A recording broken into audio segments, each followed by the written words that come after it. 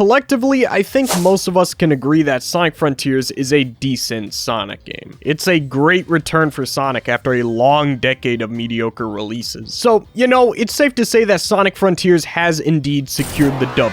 However, at the same time, for as big of a W that Sonic Frontiers has, there's still a lot of glaring issues with this game. Don't get me wrong, the core game itself is great and very addicting, but it's really rough around the edges. I mean, if you need any proof, just look at the Ashura boss fight. That is the definition of jank. So you know what all this means? It means that Sonic Frontiers has the Bethesda Games curse. It's a great game that you have to finish through community modding. So that is exactly what we're doing today. Over the past month of playing Sonic Frontiers, I've downloaded quite a few mods that greatly enhance the game. So in this video, I'll be showing you these mods I use and how they make your game much more enjoyable. Please note that these are mods that I feel make the game better. Mods that I believe would have been great in the final release of the game. So I'm not going to be using any zany mods like Garfield and Sonic Frontiers because that's just stupid, alright? The main goal of this video is to make a version of Sonic Frontiers that essentially fixes all the smaller issues while still making it feel relatively vanilla. We're basically just enhancing the vanilla experience. So without further ado, let's go take a look at some of the greatest mods that this community has made. I will be starting from least important mods and building up to the most important mods in this list, so let's begin. The first mod that comes to mind is the Better Title Screen mod. Now, a very small issue with Sonic Frontiers was the fact that the title screen sucks. There's nothing really exciting about this, nothing special, it's just clouds. So people took it upon themselves to make more exciting title screens. Personally, mine is a little basic. I just got a mod that uses the box art as the title screen, and I pretty much called it a day. I feel like this just fits best with the game, and if I showed this to somebody, they'd easily believe that this is the real title screen. Hey, what's that? Oh, dude, this is the Sonic Frontiers title screen. Look at that. That's the title screen. You see that? Yeah, I see that. Yeah. That's pretty interesting, Dude, buddy. That's the title screen right there, dude. That's pretty interesting. Does that look like a title screen? I think that's a title screen. Dude, is that the official title screen? I think that might be the official title screen. Dude, that's the title screen right there. That's really crazy. Oh my god, dude, that is a title screen. However, there are other variations. There's the Shadow the Hedgehog title screen. There's one of Planet Earth, which I actually really like. And there's even one with Cream the Rabbit. It's made by DT Bros. Wait, that's that one Sonic Heroes fan on Twitter. Never mind, don't download that one. It's propaganda. Point is, it's nice to load up Sonic Frontiers and not see this disgusting eyesore of a title screen. It's not the most important thing in the world, it definitely is not important in the slightest, but I'd say it's pretty cool, you know, it's just a neat add-on. But it's not as cool as our next mod, which greatly speeds up the pacing of Sonic Frontiers. We have no cutscenes after challenges, which does exactly what it says. So you know how in Sonic Frontiers, when you complete one of those map opening challenges, and it stops you right in your place, opens up the map, slowly reveals more of it, closes the map, then shows some kind of collectible, and only then allows you to finally move around? Well, that annoying sequence of events is sped up greatly with this mod. Now when you complete a challenge, it just opens up your map, reveals more of it, and then closes. That's it. None of that extra fluff. I know it doesn't seem like much, but trust me, when you are in the flow of the game, this helps tremendously. Something else that is pretty cool is the Fall Foliage mod. It switches Kronos and Uranos Island to have the visuals that represent the season of autumn. This is pretty cool, and it doesn't actually look half bad.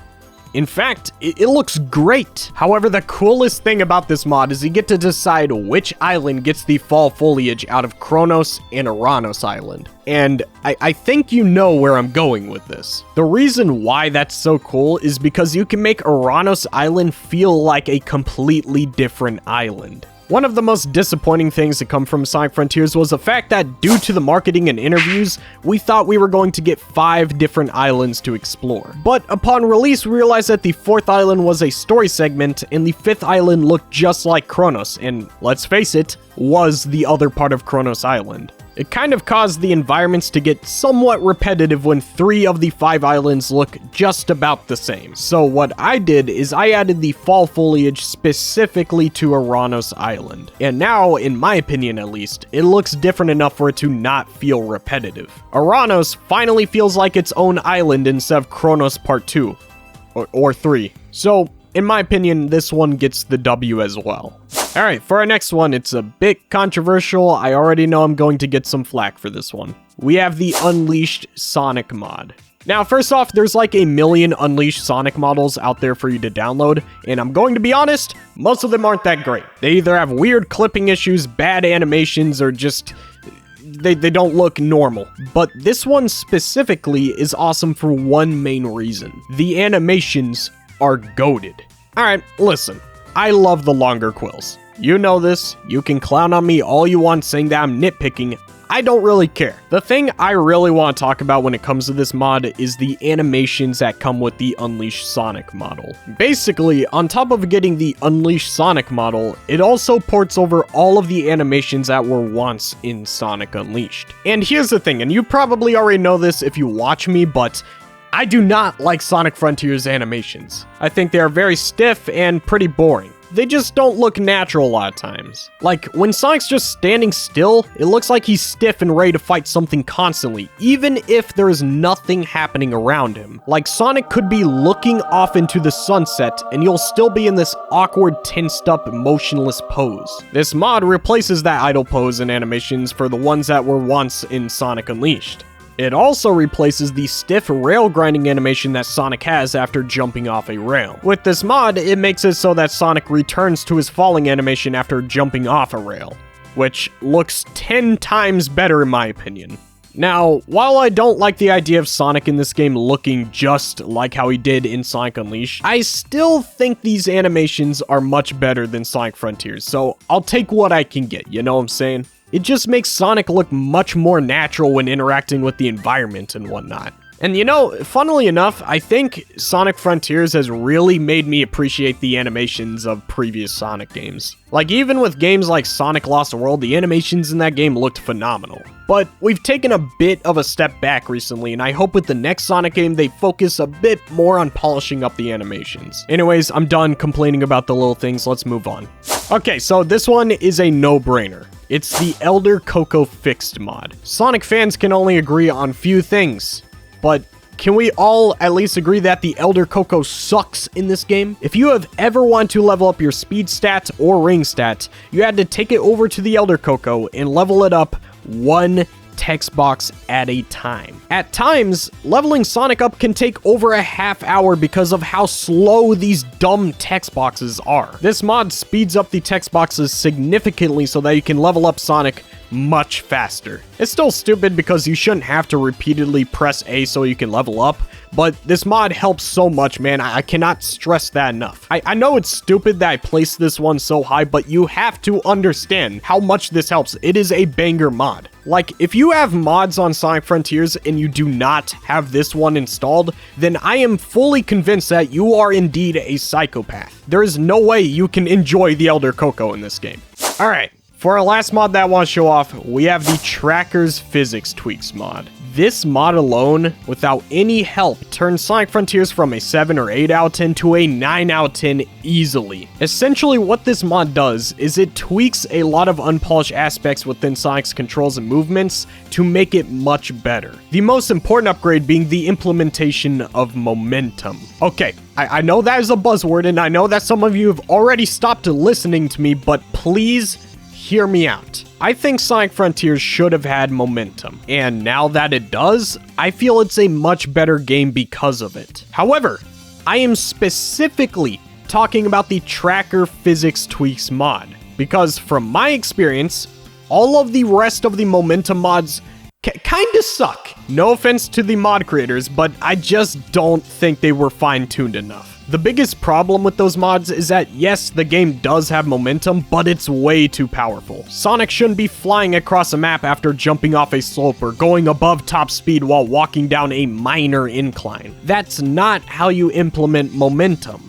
It should take effort to use momentum effectively in a Sonic game, and that is exactly what this mod does. When Sonic runs downhill, he picks up speed. Not too much speed, but enough speed so that's noticeable. The best part about it is that you can jump off of slopes to gain height, and he maintains his speed when he does it. And surprisingly, it's not overpowered. Sonic won't be flying across the map. However, he can use it to cleverly get the advantage on a lots of platforming challenges out in the open zone. The reason why I decided to make this video in the first place is because I played through all of Sonic Frontiers with this mod, and it just feels so fine-tuned. It feels like the game was always meant to be played like this. And even better, it started reminding me of Sonic Adventure. I was starting to look at the level design of the open zone a lot differently. I would always look around for slopes that I could jump off of to reach new areas. It was so cool. I was playing the game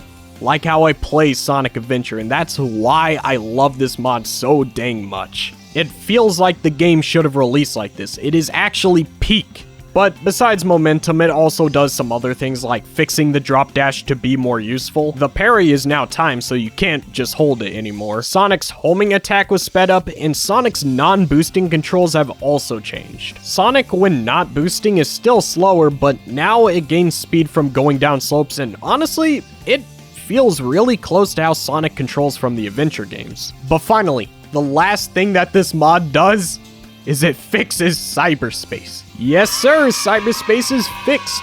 Basically, the cyberspace levels now have way better controls. It honestly feels like the open zone physics were just ported over to cyberspace. It feels natural now. You still have momentum after you jump, you can actually turn in these levels, and everything just kind of flows better. Now when Sonic jumps, he doesn't slow down to a snail's pace. It instead maintains the speed. I cannot tell you guys how much better this feels. If you are a viewer of my channel, you most likely already know my gripes with cyberspace, so I'm not gonna go through all of them right now, but my most common complaint was that the controls were just hot garbage, and now it's fixed. And you know, that's cool, but that's not all I wanted to talk about in this video. I also wanted to talk about two more mods that, while I personally do not use, I do believe they deserve an honorable mention, so let's get right into that. First up, we have the Open Zone Physics in Cyberspace mod. If I remember correctly, this was the first Cyberspace Physics mod, and this is what I used to use before Tracker's Physics Tweaks was released. It basically does what the title of the mod says. It ports over the Open Zone controls into cyberspace, thus making it a much more pleasant experience. So if for some reason you don't like the momentum provided by Tracker's physics, then you can just download this mod if you want to play cyberspace with better controls. Even though momentum is extremely based, I will understand your decision and I accept you as a human being. And finally, we have the Combat DX mod, which is a lot of people's favorite Sonic Frontiers mod. Basically, it makes the combat system a bit more encouraging for players to pull off combos, and it even ranks your combos like how you get ranked at the end of Sonic levels. I may be wrong about this, but I've also heard that this mod increases the health of the Giganto and the Night Boss. You know, so you can actually listen to the music before you defeat them. Besides that, it's a perfectly fine mod. I just don't use it because I don't really like it that much. I feel like it raises the health bar a little too much and it just takes way too long to kill an enemy. I don't really like that. It's personally not my cup of tea. I like combat when it's fast-paced and I can kill enemies relatively fast, and this mod, in my opinion, kinda breaks that flow. It's a really cool concept though, and if you really like pulling off combos, then this mod might be for you. It's just that, me personally, not a big fan. That's all. Anyways, with that said, that is all of the mods I've been playing Sonic Frontiers with. And in my opinion, these mods make Sonic Frontiers so much better, to the point where I can't even go back to the vanilla version of the game because these mods have improved the game by so much. And this is only the beginning too. So for this section of the video, I'm going to be giving some suggestions I have for future mods that I would like to see be added to Sonic Frontiers. Number 1.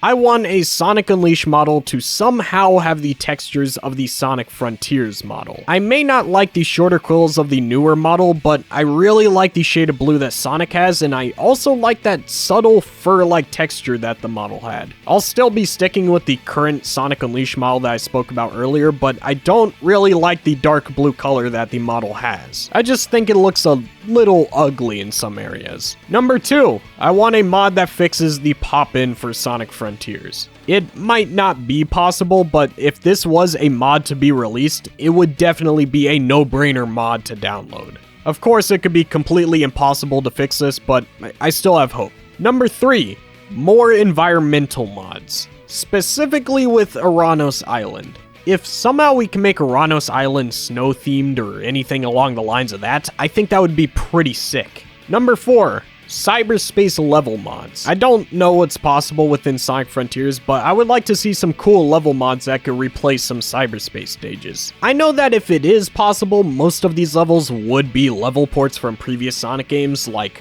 Wave Ocean from Sonic 06, but I would really like to see completely new levels made from the ground up. Perhaps maybe some levels that were built with Sonic Frontiers controls in mind. And finally, number 5. This is definitely the most ambitious idea, but if somehow we were able to finish Rhea Island, I would love that. It doesn't necessarily have to be mandatory for the story or even have a supersonic boss fight, but if we were able to revisit Rhea Island after beating the game and play it like every other island, you know, doing the typical open zone stuff by grabbing collectibles and opening up the map, I feel like that'd be pretty cool. It may not feel rewarding because there's no supersonic boss fight, but at least it would give that part of the game a bit more use, because it is a beautiful part of the map, and it's clear that the developers put a lot of work into it. But, of course, those are just ideas. I'm not a mod creator, so I don't know how possible they are. These are just some things I would like to see in the future if they were possible. Anyways, with that said, this is, in my opinion, how you create the definitive Sonic Frontiers experience while using mods. You can find the links to all of the mods I listed in this video down below in the description. Now, if there are any other mods I did not show in this video that you think are essential to Sonic Frontiers, please make sure to let me know, because this probably won't be the last time I make a video like this. From what I can tell, it looks like the modding scene for Sonic Frontiers is ramping up quickly, and I don't really see it slowing down anytime soon, so I'm excited for any future mod that may release. Anyways, with that said, I love you guys. I'll see you soon. Peace out. My chill members are Ethan K78, Snack Pigeon, Snicks, ArchXYZ, Bananas, JNXV, Junion Ring, Psychman715, Psycub, Chip Chap Chop, The Squeaker Nerd, Super Shax Boom, Sonic Extreme, and Super Saiyan Sonic. Thank you all for supporting my channel. Make sure to click one of the in-card screen videos here. Love you guys. Peace out.